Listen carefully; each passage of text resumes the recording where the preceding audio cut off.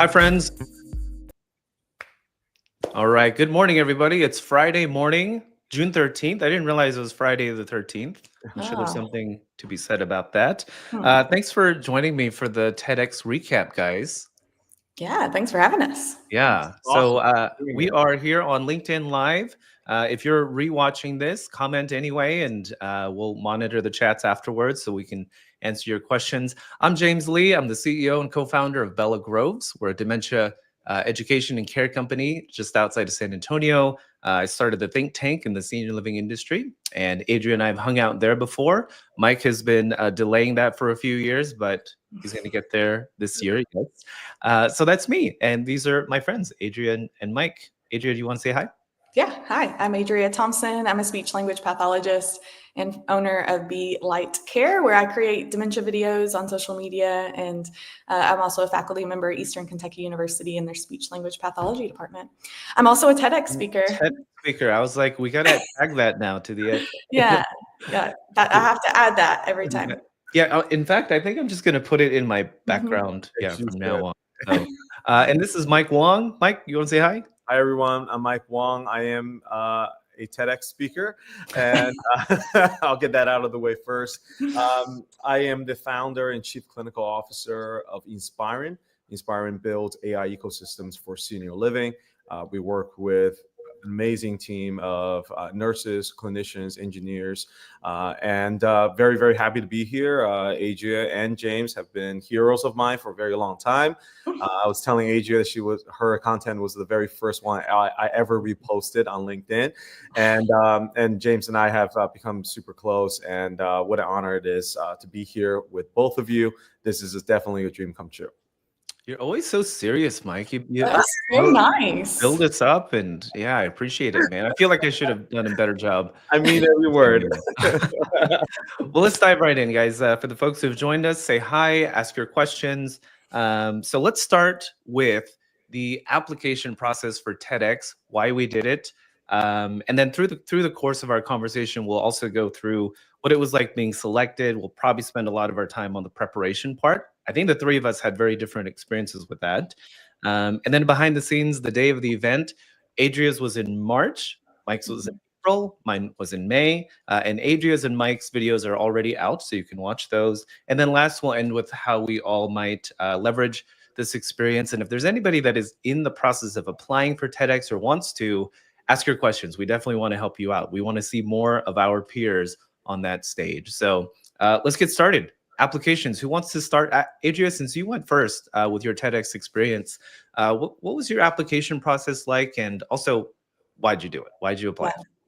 Yeah, so the application, I looked back at some of these dates so that I could be more clear about the timeline. So my application was due at the end of November, and I chose to apply. I had looked at it for a couple of years, but it just didn't quite seem like the right fit for like timing in my business and in my life. And so I'm in Kentucky, and I applied for TEDx UKY, so University of Kentucky, which is in Lexington. And it was just like a culmination of like the perfect scenario. The theme, did you all have a theme? Yes. Okay. So the theme of our TEDx was Mosaic Minds. And I wanted to talk about dementia. So it seemed to fit really well. Their idea of Mosaic Minds is like all these minds coming together to create a beautiful picture. But in my application, I kind of took it to say like sometimes our minds can like break apart, like it can kind of be fragmented. And so I kind of took the theme and made it work for what I wanted to talk about. So it was like the right place, the right theme, the right timing. And yeah, so one tip, and I think the thing that really helped in my application process is I had someone in my network reach out to the TEDx committee and say like, hey, when is your application opening? I have a recommendation for a speaker. And they recommended me. And so when it opened, they actually emailed me to say, nice. We would love for you to apply. We've heard you might be a good fit. So pro tip. I love that tip. We'll share some tips throughout. So yeah, there was a theme. I wonder if we all had the same application. We should also say that TEDx is a community-based. They basically TED, the big conference, licenses out their program essentially. So TEDx, you see that it's somebody in your community who's created an event and is hosting their own. So I think that's also where some of my favorite TED Talks have actually come is from TEDx, not the big TED conference. Yeah. Mike, what was your application process like, and why'd you do it? Yeah, it was very serendipitous, actually. It just happened that my technology was live at a large senior living community out in Seattle. And someone who worked at that community was on the committee of TEDx in the University of Washington. So mine was TEDx US. So it was really serendipitous in that they thought of me and they told me about it. It was definitely one of the things on my bucket list for a long time. And it just happened that the person brought it up. And also someone who worked within that community also nominated me and got passed to the application stage. And the application, I don't know about you guys, it was all a form that was online. And it looked pretty standard. So I just did it quickly and I spent about 20 minutes on it. And then I got an email from the actual committee who was looking at the application, says, hey, like you have a really good application, but people normally spend on average of 40 to 50 hours on the application.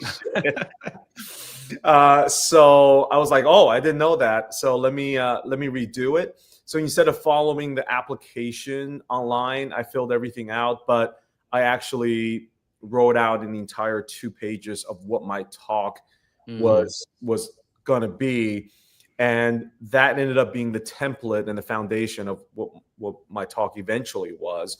So I was glad I had that hint from the committee and I adjusted my process. And then in the end, I was able to submit the application. I did not follow the word count because on the web there was a word limit and so on. But I just said, hey, I have the online application, but I also wrote this whole thing out. So feel free to look at it if you choose to. So mine was a little bit different, and I kind of stepped outside of the guidelines. So I imagine that is also something that could be a common thing. So anyway, my experience is a little bit different. James, how about yours? Yeah, so first of all, we got, so Nicole, Will, and I, who run the think tank together, we received a message back in November from a contact on LinkedIn, Dr. Crystal Color, shout out, thank you for sending that our way. So she said, hey, I just wanted to put this on your radar. This was back in November, before we actually had the think tank event last year. So she said, hey, this is going to be in Austin. I know you guys do a lot of work there, so just want to put it on your radar. And so Nicole and I were talking about that, and I was like, I should apply. It's right here. So I took a look at the application, and then it's one of those things that you're kind of nervous about applying for TED. It feels audacious for sure. So I called a couple of friends from the profession who know me professionally very well, and know me personally. So Dan and Chris and Nicole, I got them on for a call, and we just kind of brainstormed, and we talked about like what would feel very authentic to me, what feels like it's a worthy topic to be on that stage. And through that hour-long conversation, which we recorded, by the way, so maybe we'll loop that at some point. I did tell them at the beginning I wouldn't ever share it, so it's in my private collection, I just realized. But it was really great. It helped me to kind of think about the application. And one thing that I would say as a tip for if you are applying for a TEDx event, the main thing that I really focused on was what's the 1 or 2 line, what are the 1 or 2 sentences that really describe an idea that people won't be able to stop thinking about. Yeah. Did your application have something like that? Yeah. Like it was like in a simple way, put why your idea is worth sharing. I think that's like their phrasing. Yeah, that was the common question. And also, as Adria said, the theme of the talk was really important. Mine was resonance, and that's a pretty generalized thing, but it talks about introspection and things like that. So it worked out well for my topic. But James, what was your theme? The theme was innovative pulse. So Austin, pretty synonymous with a lot of innovation. So and I thought, okay, does my topic belong on a stage on TEDx, and it's going to be about like my work, which is in senior care. Innovative pulse was the throughput for us. Yeah. So the unique thing about mine was it was not about my work. Yeah, that's true. More about kind of my life lessons. So that was a unique aspect of it. I actually very lightly touched upon my previous professions. But actually, I did not talk about what I'm currently doing, ironically enough. So that was a unique thing about mine.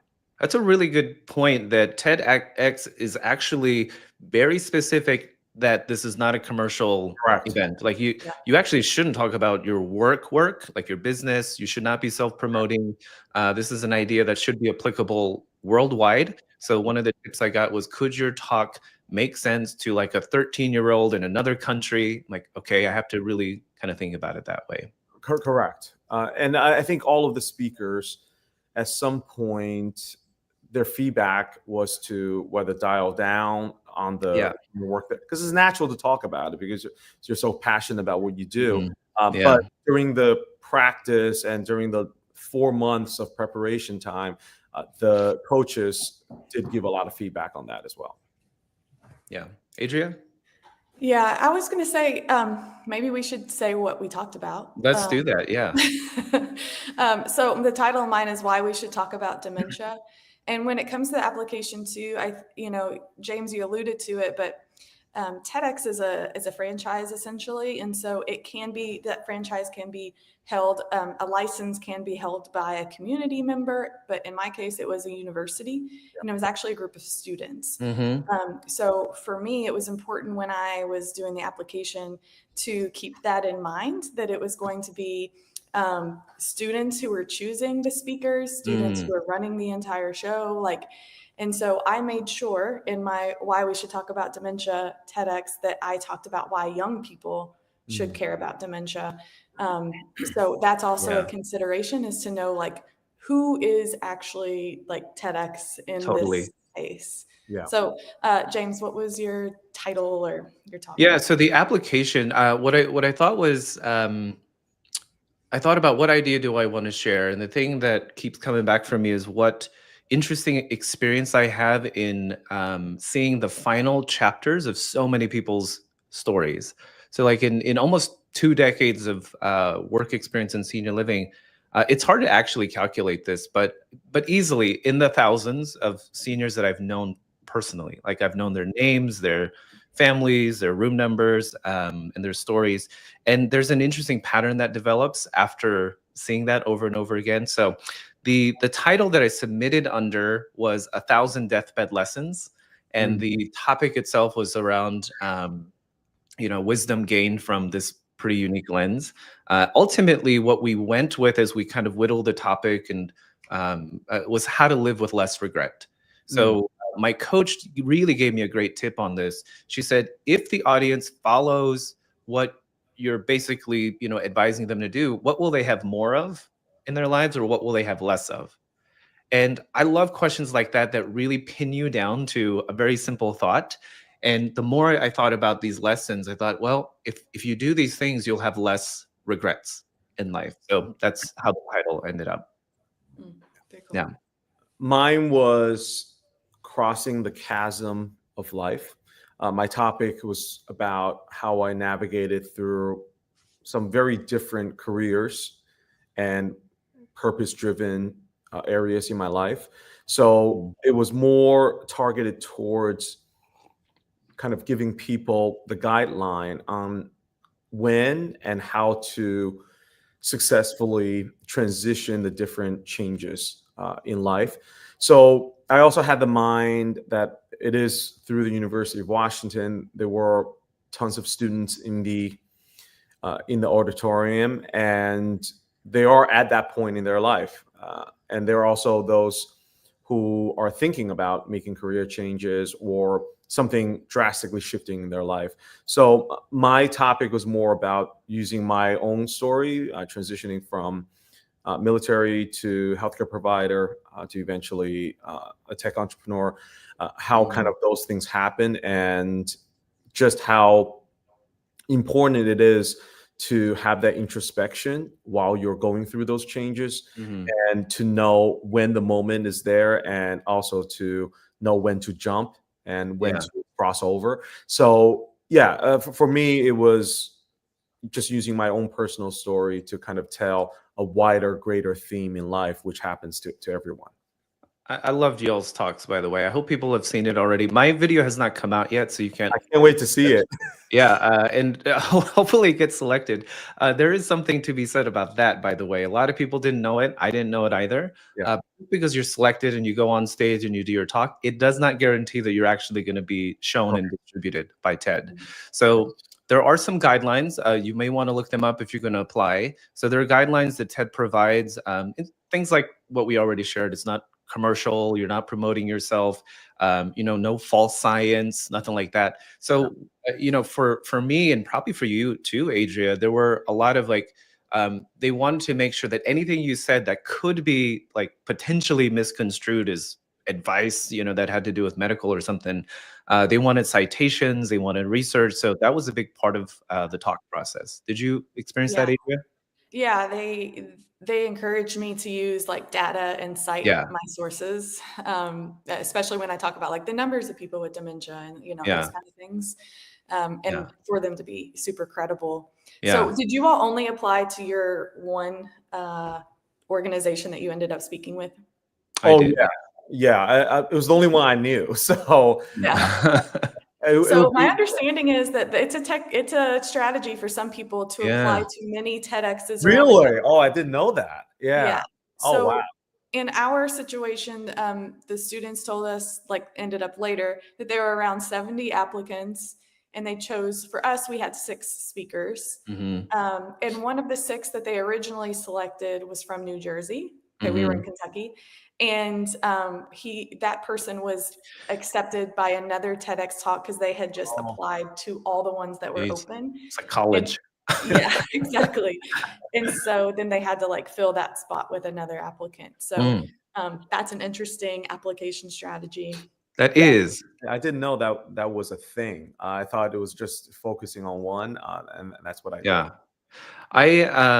We had like 14 speakers, I think, for ours. It was a long, epic day. So Adria, you had 6 speakers. Mike, did you have 3, 4? No, we had 8. We had Oh, 8 8. Okay. speakers. I think there was around 120 applicants that all submitted.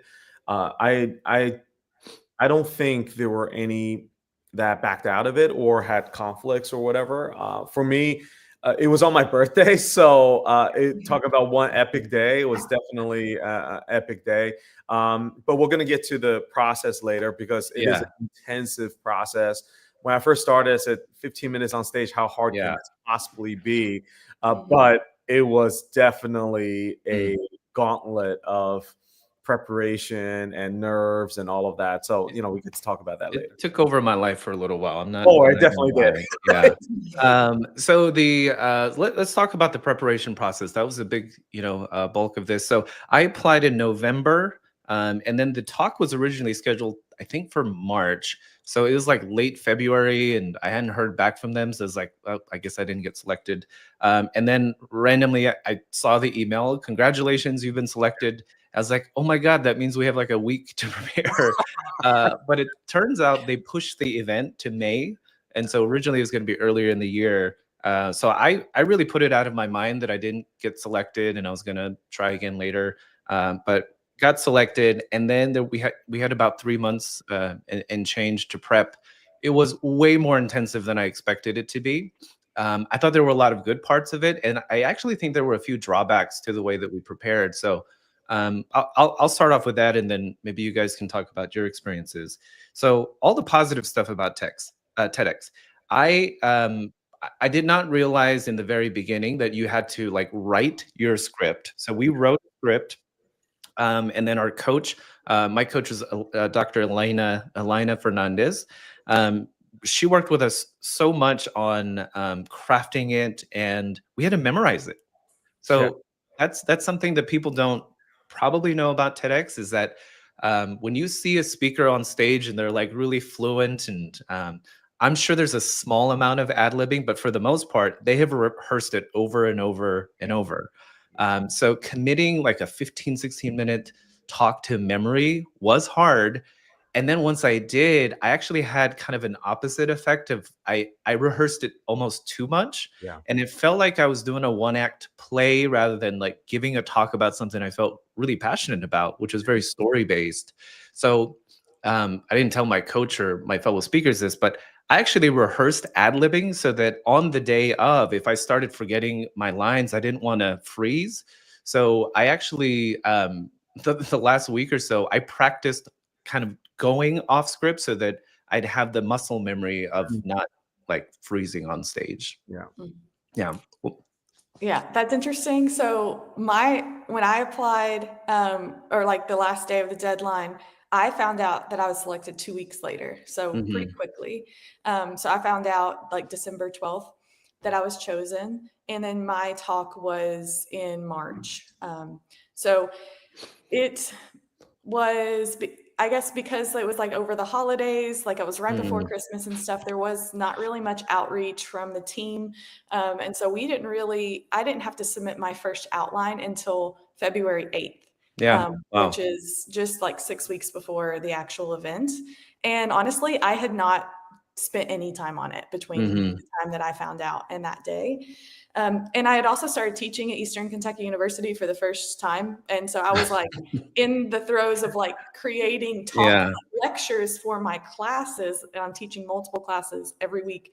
And then like these TEDx people are like, send us your 15-minute script. I kind of still had that same like thought of like, well, how hard can it be? Like I speak all the time, like I'll figure it out. And so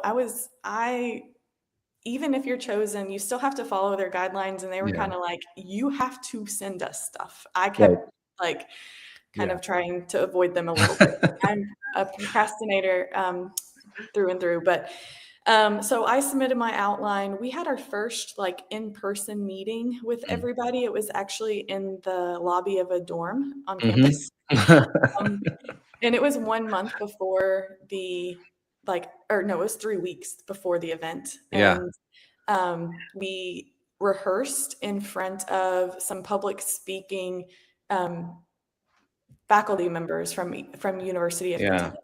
And out of the 6 of us, 5 of us were faculty members, 4 from UK, and then me from EKU, and then 1 community member. So it was felt very academic. Everyone had a lot of talks about very niche things in their fields. But I created an outline. I submitted a script, but I did not memorize it. I know the way that my brain works that I would freeze if I forgot a single word. And so forward facing, I was kind of like, this is what I'm going to say, but knowing the whole time that I can't do that.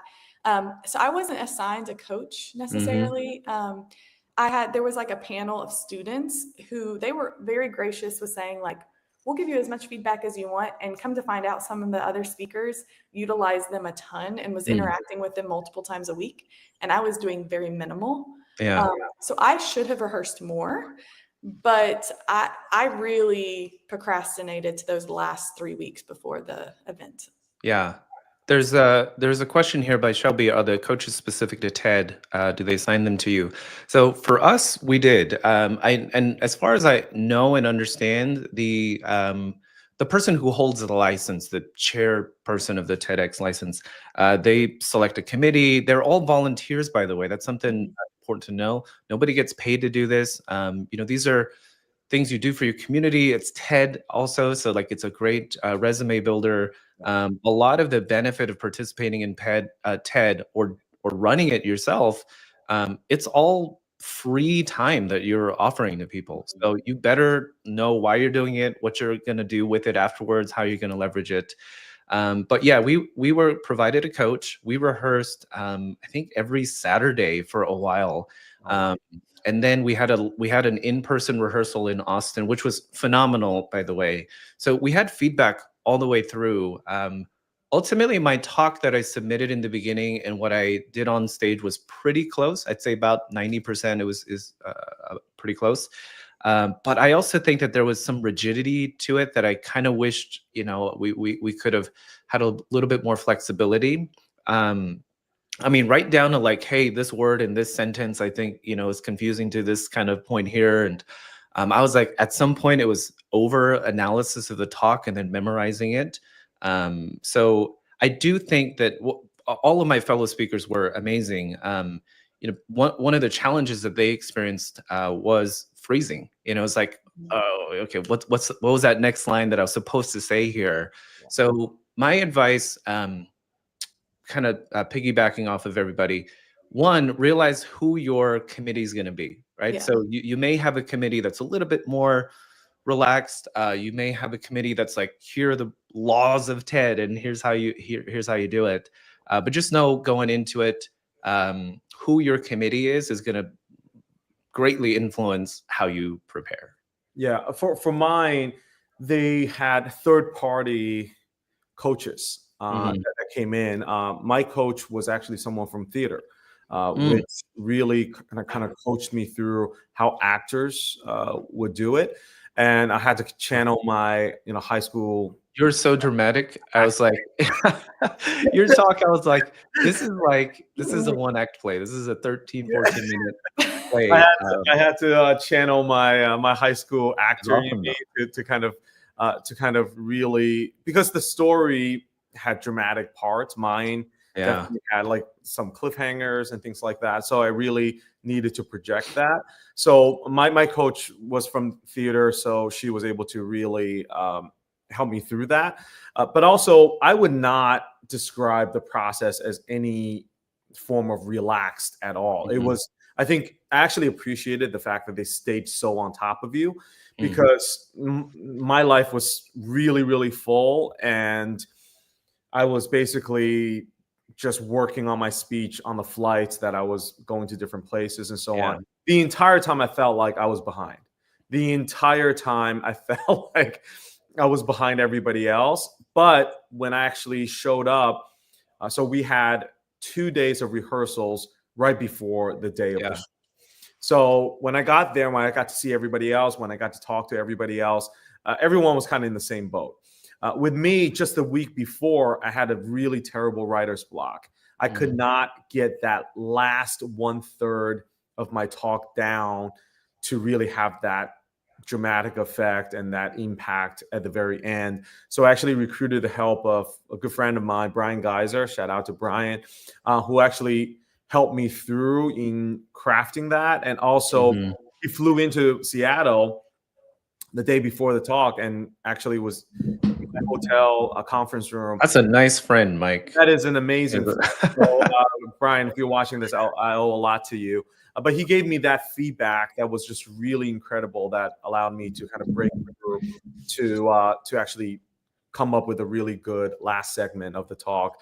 So it was up until the very, very last, and I felt like a kid who was cramming for exam.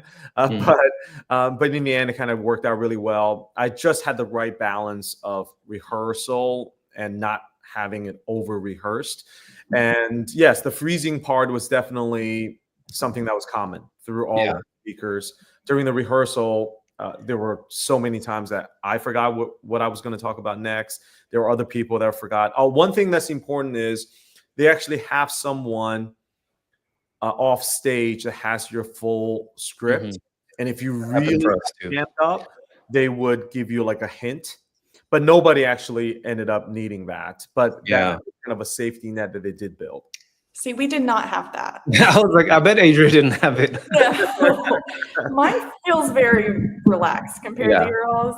I mean, we were not assigned a coach. Like I said, the students were like, we can help you if you want, if you need it.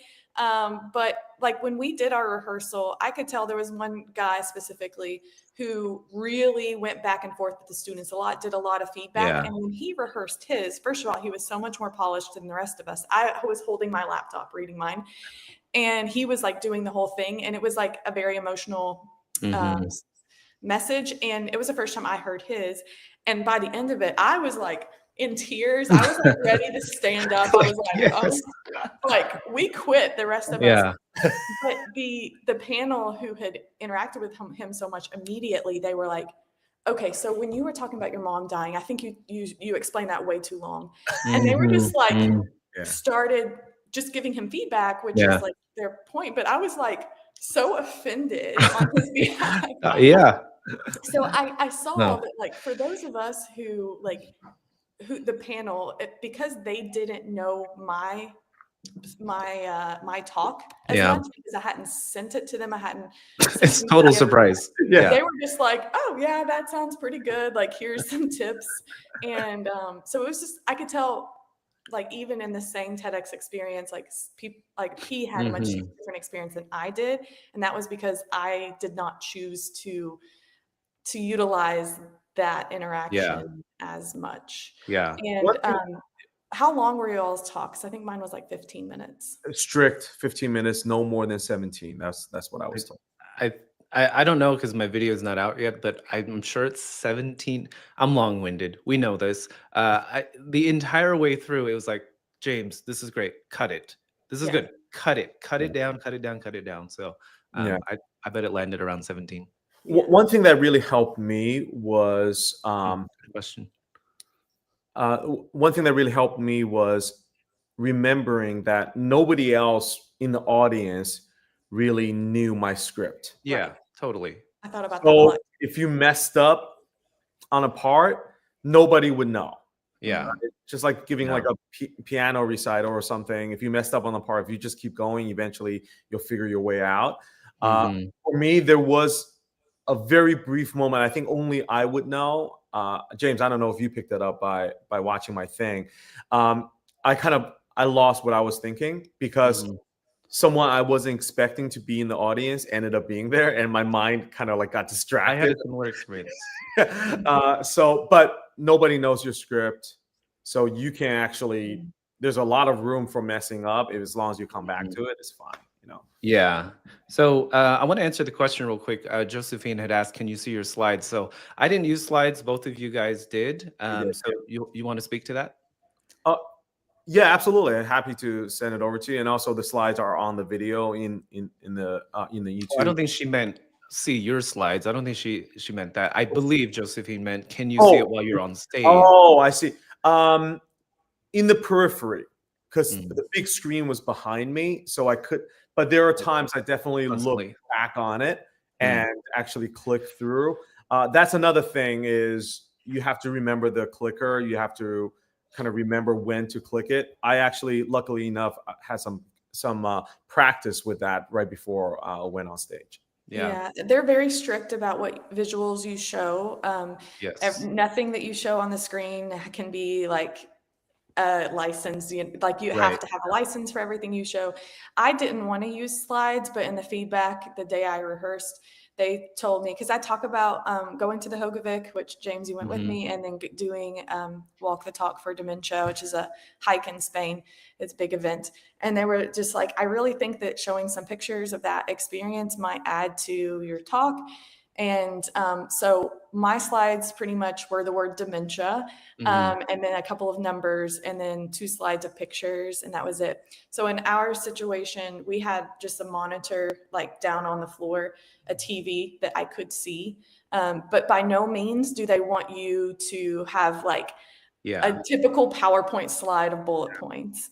The rule that they told me was like, it needs to, whatever's on the screen, you have to say in its entirety. They don't want something to be showing that you're not saying, because then they're not listening to you.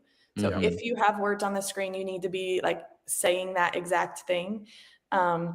So yeah, we didn't Yeah. have like a clock either. So I had no idea of how long I had gone. My husband was like strategically sitting, like giving me like 5 more minutes, four Yeah. more minutes, like stop, you know. Smile, Yeah. slow down, right? Yeah. Yeah. There was no projector. Like normally when you give a talk on Mhm. stage, there's a projector in front of you. Yeah, You like a can see monitor. yeah, and also there's a counter there too for the time. There Mhm. was none of that. Mhm. So you really have to kind of gauge in terms of your overall timing, and also kind of peripherally look behind you a Yeah. little bit to see the slides.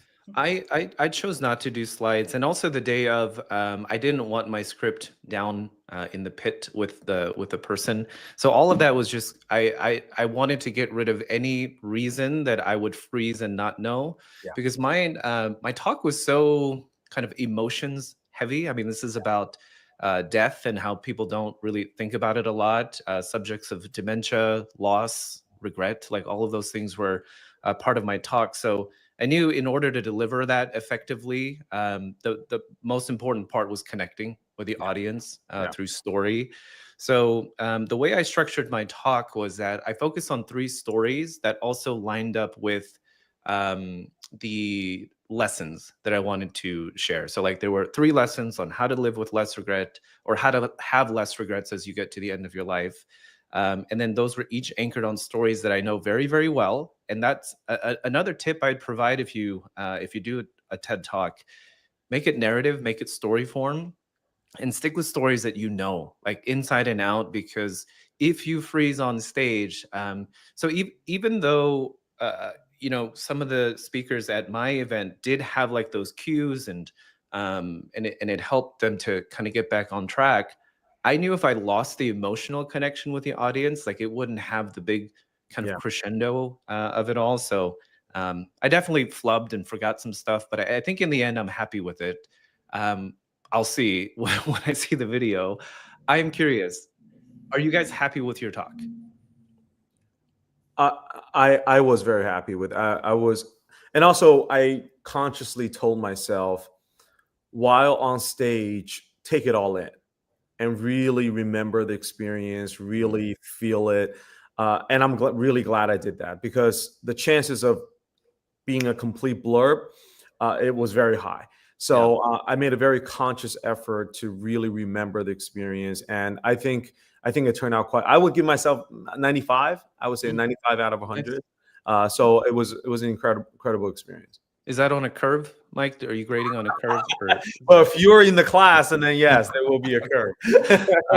Adria, what about you? What are your thoughts on your final product? Yeah, I'm pretty happy with it. I feel like I could have done better in the presentation of it. I feel like I blacked out, which, on the day of, Mm. it's like, so I was the first one, which I was so happy about. So as soon as the event started, they showed a promo video, and then I was on stage. I Yeah. asked specifically from the get-go, I was like, I want to be first. Boom. Yeah. And so, but I was more nervous than anything I've ever done. And it was Mhm. our like license was only for 100 people. There couldn't be more than 100 people in the room. And there wasn't even like that many people, but it was like the camera at the back Yeah. of the room, that Yeah. you knew that it was going to be like recording everything you say. There's no editing, Good. like, and That's it's going up on the TEDx YouTube, like hopefully, so I was super nervous. And actually, an hour before it started, we had done sound checks and everything. There was a fire alarm in the building. And so we had to go outside, and we stood outside for 30 minutes before the event started. Yeah. And so you're like standing outside with all these people who are gathering to like come to this event. And Yeah. all of my stuff, all my preparations were inside. And it was just kind of one of those situations like, okay, like this is it. Like Yeah. this is as good as much Yeah. preparation as I could have done. Yeah. So I feel like for Mm. the situation I was in, I'm happy with it. Like if I were to do it all over again, I think there would be some things I would change. Yeah. James, how are you? Yeah, I am happy with how it all went. I was last, by the way. I think Mike, you were first I was on yours. last too. I was the Oh, you dead were last. you were last. Okay. Yeah. So I was last out of a very long list of speakers. You know, What I would say regarding this of like the order that you're in and all of that is, I would say that throughout the event, there were times where the audience lost energy, because like emceeing an event is a very specific skill. You know, Yeah. Oh yeah. like running it and putting the program together, keeping people's energy up, putting all of the talks in the right order. But what I would say is I was very honored, to go last. You're kind of closing out the event. So throughout the day, I did watch the other speakers some, and then I went back to the green room area just to kind of quiet myself.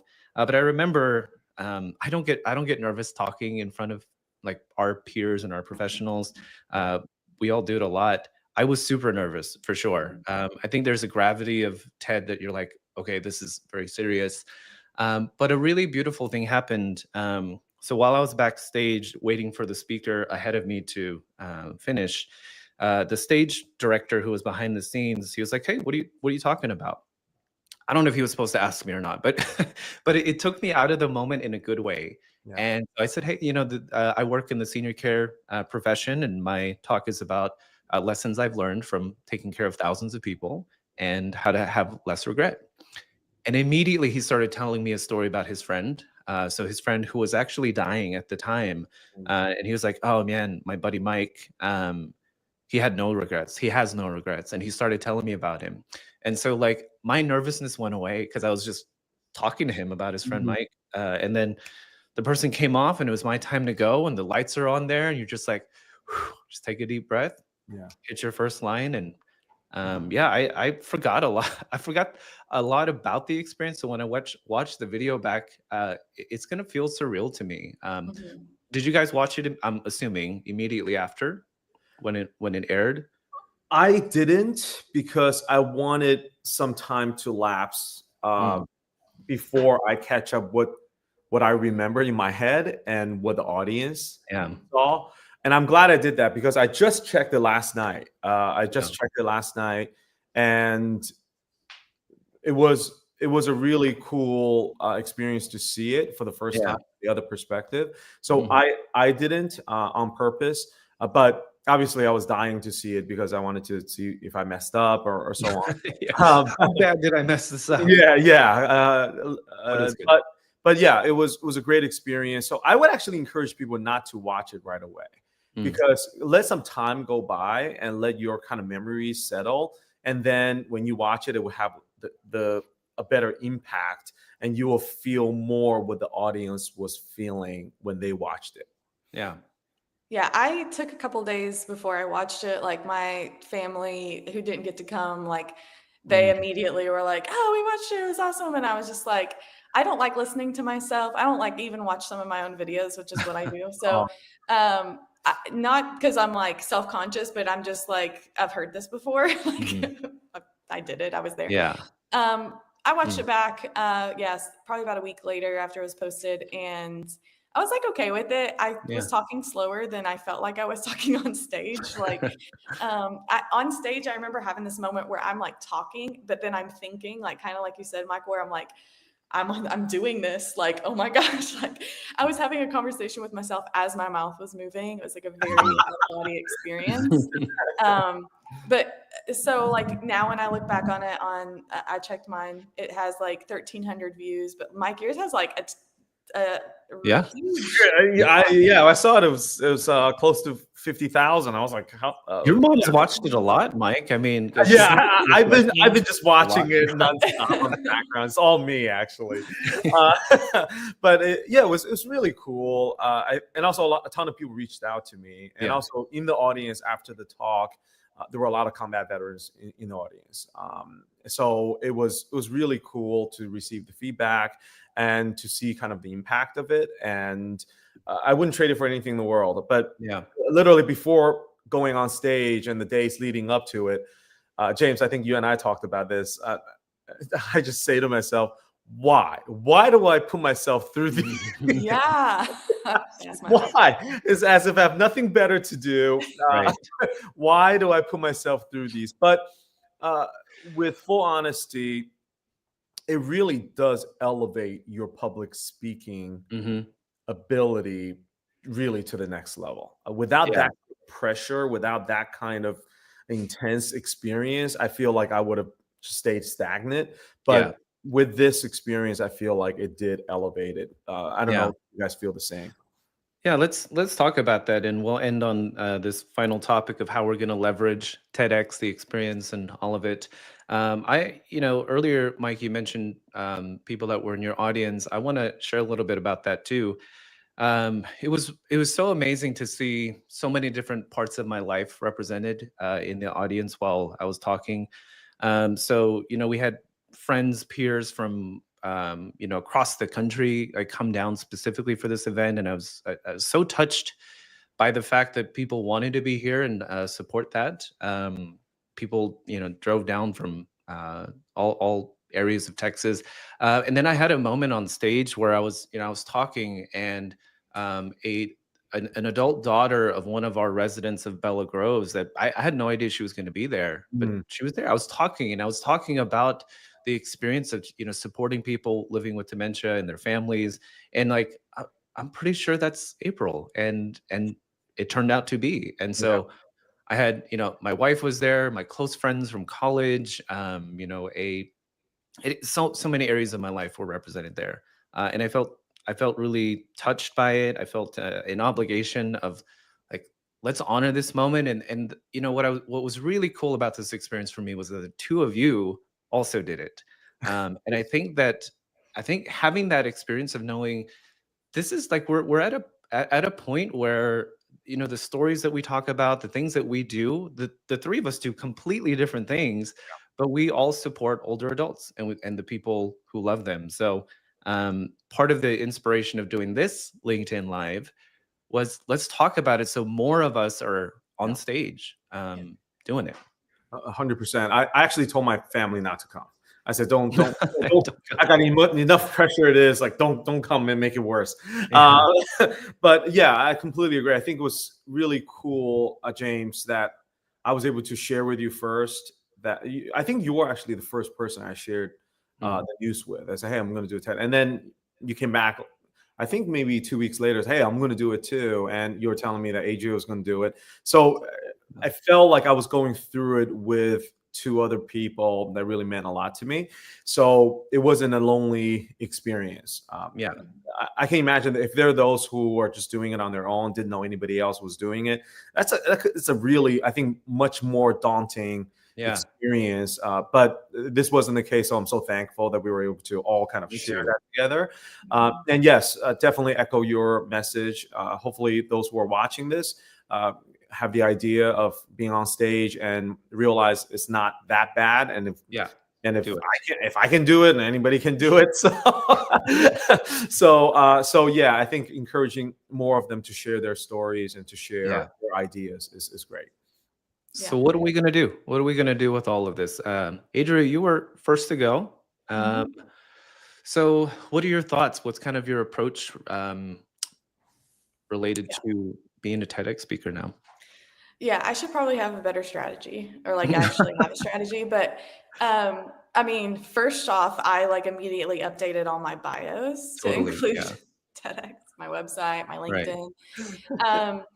Because, as we've talked about, like TEDx is a different experience for everybody, although it is under the same umbrella. Mhm. But at the end of the day, even though like James, you had a coach and like you two had more of an intense like situation of support and Yeah. Structured. rehearsals and things, and like mine was not. But at the end of the day, we're all able to say we're TEDx speakers, Yeah. like. And also I had that idea when I was going on stage. I'm like, even if this goes terribly, like from now on, I can say I'm a TEDx speaker Yeah. at the very Right. least. If nothing else. If nothing else. Yeah. And so I have, though, it has been beneficial. I've received an influx of speaking requests since then, of just like for training for dementia, for keynote kind of things. Unfortunately, my schedule is insane, so I can't always like benefit from all of those. I've also had a few other opportunities of like books and things that people are interested in. So I can't say that that's exactly tied back to TEDx, but the timing is interesting. So yeah, I mean, I think that it just elevates and like adds some reputable, I don't know, some street cred even, you know? Totally. Yeah.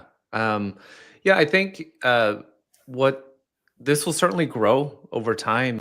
When you look at TED Talks that have like millions of views, they've been up for years.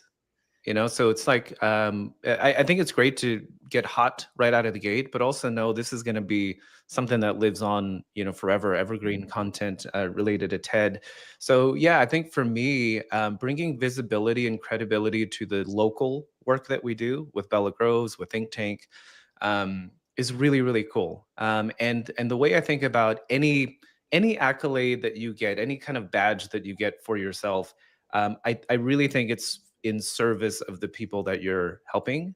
So it gives them more credibility that you're there supporting them. So I love that family members at Bella Groves can brag a little bit about, oh yeah, my mom's at a place where the owner's a TED Talk person, and I'm like, yes, it makes them feel good. So that's how I plan to leverage this. And if the video shows, if not, I'm gonna do a LinkedIn live of my 17-minute talk. Well, I will say the university that I work for, they certainly leveraged it. Yeah. They took credit for sure. Good. So, but which was fine. But I will say, like, talking about the day, James, you had like a PBS crew there, right? So you had high quality video and pictures. That was not necessarily my experience. Yeah. And as far as like getting it published, I was not asked to even name my talk until it was edited and it was going to be submitted to TEDx. They were like, oh, by the way, what do you want to name this? And so once I submitted that, it was days later that it was posted. So the majority of the time it took about 6 weeks for it to be posted. The majority of that time was editing on the franchise side. And then as soon as they submitted it to TEDx, it got posted pretty quickly. Yeah. For us, so our venue was the Austin PBS station. It was amazing, super high end. I mean, video cameras. I mean, they record very, very high end production type stuff. So it was great. Our event producer Ronki had gotten a photographer. We actually had entertainers throughout to try and keep the energy up, and there were sponsors. So nobody that sponsored the event could also be a speaker. So just kind of some of those things. But yeah, I have confidence that this will get posted, and when it does, I'm going to be really proud of the video itself. Yeah. For me, I don't have a strategy. There's no. I'm just glad it's out there, and my hope is combat veterans can see it, and maybe it can give them some ideas and help them through. Very much welcome people reaching out to have more of a one-on-one experience in speaking with me. No strategies there. It just turned into a lot of really good jokes. Within my own company, there's with people I'm really close with. It turned into a joke where every time I see them, I said, I don't know if you know or heard this, but I'm a TEDx speaker. Yeah. Really, make reservations at restaurants that way, Mike. Mike Wang, TEDx speaker. Yeah, exactly. But overall, I'm just glad it's out there. If it turns into anything else, awesome. But just super grateful to be able to share this experience with both of you, and also to take a major step in my life in being able to talk about things that I've never talked about before in public. So just that alone, I think, just personal growth wise, has really done amazing things for me. And I hope to be able to get on the big TED stage at some point. But if it doesn't happen, but I'm going to let it play out. Yeah. Really proud of both of you. Adria, final words? Do it, try it. I mean, yeah, I kind of feel like what Michael said is like, if I can do it, anybody can do it. I feel like it's fun and it's a really great development of your skills and just an experience to go through. And yeah, reach out to us if you have any questions. And I think just kind of my advice for anyone who's interested is to just have very realistic expectations, maybe low expectations, because your experience might be different than ours. But it's all a really cool, and like I'm super honored to be a part of it. Yeah. I would say definitely do it, and do it to the max, and really soak up every aspect of the experience, because to me, I do believe it's one of the most memorable experiences of my life, and to be able to experience that, to be on that stage sharing with the world, definitely do it, but just be prepared that it will occupy a big chunk of your life. And it will hang over you until it's done. It's a very heavy shadow that will hang over you until it's done. And once it's done, there's going to be a big adrenaline dump, and you're definitely going to feel the impact of it. But definitely do it, and you can 100% do it, and you're going to be great at it. And don't be scared of it. Go after it, just like everything else that you do. Yeah.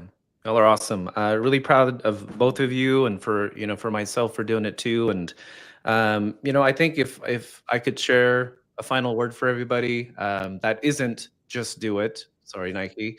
I would say do it with people. It was just kind of accidental. I was so happy when I heard when I saw your post, Adria, that you were going to do it. I was like, oh, amazing! I know somebody who's going to do it. And then Mike told me, and I was like, all right, well, I'm not going to steal his thunder right now and say me too. So I waited a little bit. I kind of had the same experience when I saw you post. I was like, ooh, me too, but I'm going to wait for a minute before I tell him. Yeah.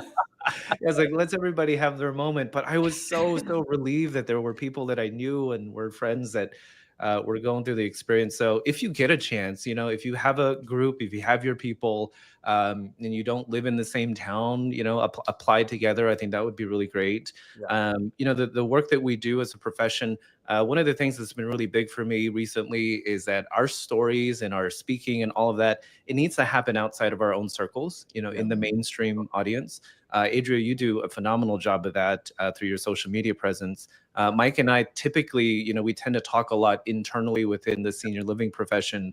So things like this, getting outside of our events, our traditional senior living conferences, and doing this, it adds so much credibility to us collectively. So go for it. Even if it's not TEDx, speak locally, speak at, local events and film it and put it out there. So our stories deserve that airtime. Yeah. Amazing. This was great. Thanks for hopping on, guys. Thanks for everybody who joined us live and asked questions and provided those comments in here. We're going to get on with our Friday. We'll let you know when my video posts. But for now, go check out Adria's talk and Mike's talk. And have an awesome Friday, everyone. Bye. Thanks.